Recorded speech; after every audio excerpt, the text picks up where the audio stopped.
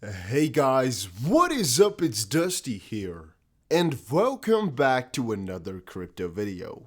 I've already said it in the previous video, but today you guys have 3 chances to win 100 XRP. All you have to do is make sure you press the like button, make sure you are subscribed, and make sure you comment something down below. And if we hit 2,000 likes within 24 hours, once more, 3 people will win 100 XRP.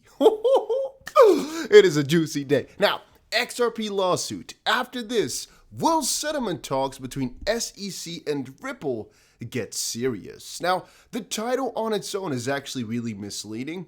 We've for a very long time on the channel been talking about a settlement between Ripple and the SEC. For all of you that do not know, Ripple and the SEC have been in a legal quarrel for some time, mostly about whether or not XRP sales are actually investment contracts or otherwise known as securities. And, well, we have been speculating, let's put it like that, for a good while that a settlement could be really around the corner. That's also because a lot of attorneys have actually told us that that would not be unlikely. And I guess the last couple of days here, that narrative has kind of switched over, mostly on the basis that the SEC is really doing their best to come up with some new offenses or some something new basically to attack Ripple on. And from that perspective, since they're looking so far to get some new allegation, those talks of a partial settlement or a settlement in general are kind of more laid back, because otherwise the SEC would probably just look to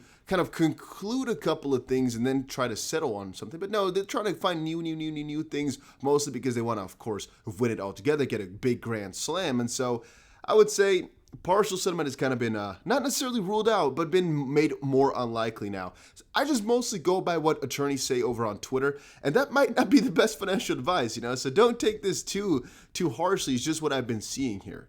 That does not mean we are less certain of XRP winning. No, I still personally, right now, financial advice, not legal advice, I'm just a guy on the internet, I still personally think Ripple will surely win this one and XRP will come out as victorious. The only kind of thing we can debate about is what type of fine Ripple would have to pay, because I do believe that might be coming, but I still think XRP from the end of things, I guess, will be called a non-security. Now, about the settlement, though, after this, what are they talking about? Well, remember in the SEC's opposition to our motion to intervene, it claimed the suit was from 2013 to 2020. And even though it says from 2013 through the present, SEC is back to arguing that present-day sales are illegal. Kind of a too long didn't read for you guys. It is that the SEC, first of all, was always alleging that this is all mostly about the XRP sales from 2013 to the time they filed the lawsuit, which is the 22nd of December.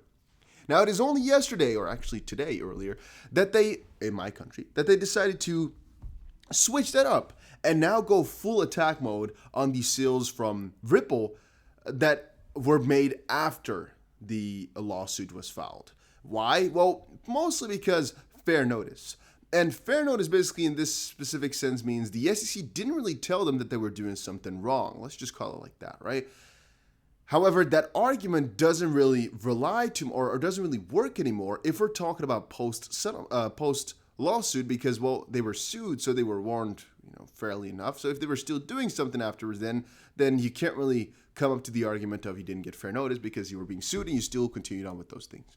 Moving on, because that is interesting. I would say a settlement can definitely come at one point or another, but most people are saying, hey, the judge is going to either rule or there's going to be some settlement come in August or September because discovery will be over, whatever. Extreme fear on Bitcoin fear and greed index, housing demand surges. You know what I find really interesting is that a lot of people have said crypto is not for me, crypto is too volatile, crypto is this, that. I always come back to the same point, that it is the volatility is, from a certain perspective, its biggest downfall and its biggest attributor. It's also one of its biggest points of interest, basically. If crypto wasn't this volatile, I can guarantee you a lot of people would not be in it. A lot of people would not be in crypto right now if you could not get rich quickly, if you could not make a lot of freaking bank in a very short amount of time.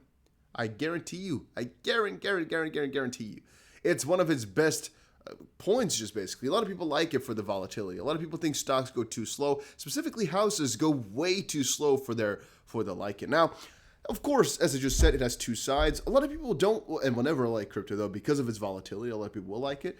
And right now, there's a lot of people fearful. And I think that's funny, though, because why are you so fearful of crypto but not fearful of other parts? I mean, housing, I guess, is something which you could say, yeah, you can't really fear that because it's something real in the world that you can touch. But for example, a US dollar is definitely something we could have a little bit more of a debate about, because you might be able to touch that dollar, but the dollar still is worth nothing. You don't really have stones. I mean, with gold, again, it's a different argument. With the US dollar, what can you really touch? Some paper bills? Is that something you want to contribute or attribute value to? Is that it? Or what? All you're doing is putting faith in a governmental body, my opinion, and as far as I know. You're putting faith in a governmental body and basically faith in rules. But the question that I think that should pop up is, do you think a system like that of a government is more robust, or a system that is completely decentralized, peer-to-peer, whatever, right? A Bitcoin type of system. Which one is better in the end of things, or more reliable in the sense that it's not going to mess you over? It's really hard to say, because both have their good and both have their bad sides too. The Crypto Candy posted, everybody knows that XRP is going to $3, but the majority is always wrong. So we'll probably just skip $3 and go straight to 10. And even though I really despise the majority of her tweets, all right, I really dislike most of what she puts on Twitter. I think most of it is really for people that are just looking for a girl that writes something and they want to, get in her business because she's a girl. Because once more, a lot of the stuff is really dumb. This one, however, even though it's really attention grabbing, you guys already know Dusty BC likes a little bit of attention grabbing too. So I'm gonna side with her on this one.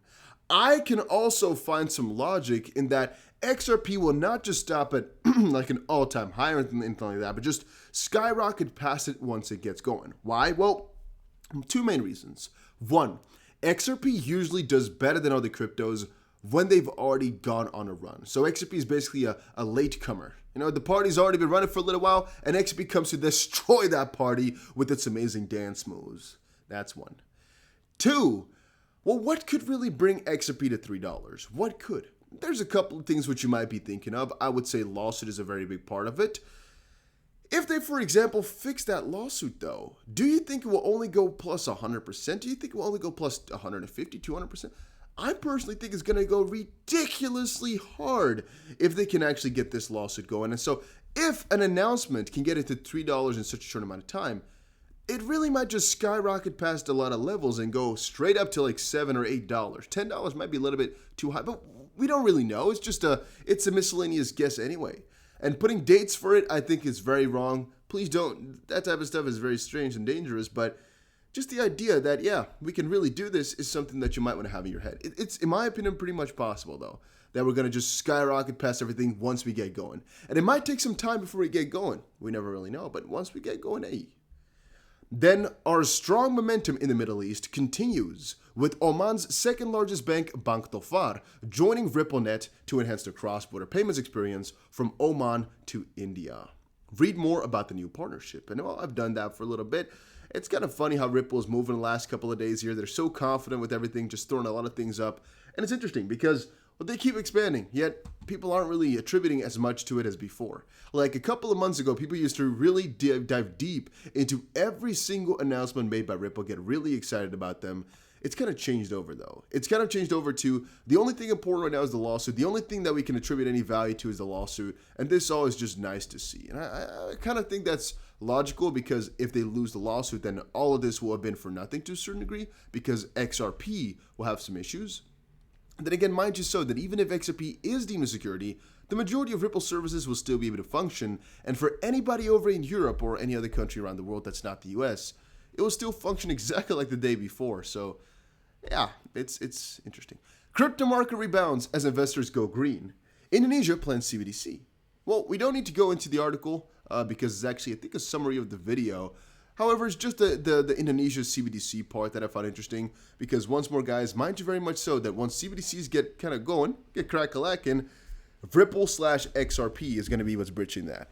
Is that a fact? No, but it's been confirmed by some of the biggest banks in the world that Ripple is building this technology, and basically known, I think, by most guys in the industry as well, that if you're looking for a good CBDC solution, Ripple might be your guy. And even though that the CBDC building will not utilize XRP on its own. It's about the bridging that matters.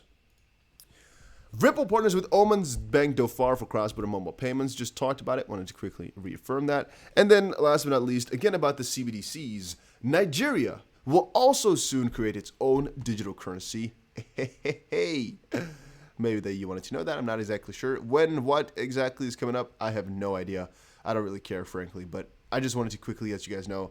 CBDCs are coming up. Ripple is going to be part of that. Make sure you remember that. Also, the lawsuit settlement coming. We do not really know. But is it kind of building towards something? Yes. So Judge Netburn said she'd make a quick decision on the fair notice motion. It hasn't come yet. If we don't see it by Wednesday, does this weigh in favor of an imminent settlement? Going on the premise that possibly she knows that they are close and she is dragging her feet a bit. I'm not sure how valid that theory is. Let's quickly see what the guys on Twitter were saying, because Twitter detectives usually have some interesting answers. Andrew says, how did the SEC argue they're protecting investors when people are charging them in alignment with the defendant? Doesn't she take any of this into consideration? Should we, the XP community, flood them, SEC, with FOIA requests to expose their corruption? And Maxim says it won't help. The SEC enforcement only protects the... Okay, let's not go into that one. Vayner says, wouldn't that mean she is dragging her feet in favor of the SEC? For instance, if she were to rule in favor of the fair notice motion, that would likely destroy the SEC's case, holding back benefits the SEC to come to an amicable solution. And Equity has a good point here as well. Well, what I want to say is the fair notice defense is one of Ripple's most important defenses. Once more, it basically states that the SEC did not give him fair notice, or did not give parties fair notice, actually. And if it is deemed by the judge that they can keep it, that would be really huge. And if the judge is like, it's a good defense, for example, it will most likely wreck the entire SEC case. Because if the fair notice defense pulls through, there is almost nothing the SEC can do anymore. It's almost game over. And that's why they're going for like a last minute attempt, the SEC, to kind of go after the sales after the lawsuit was filed. Because if that one is approved, basically, if it is approved that might be something, then they have some ground again. Because even if they lose the whole fair notice department, the SEC, well, that would only count for everything where they couldn't have gotten fair notice. That would not account for the newer sales, which makes things a lot more freaking difficult. Whatever, guys, that was it for today's video. Hopefully you all enjoyed it. If you did, make sure you press the like button and subscribe. And I'll see you guys again in another crypto video later today.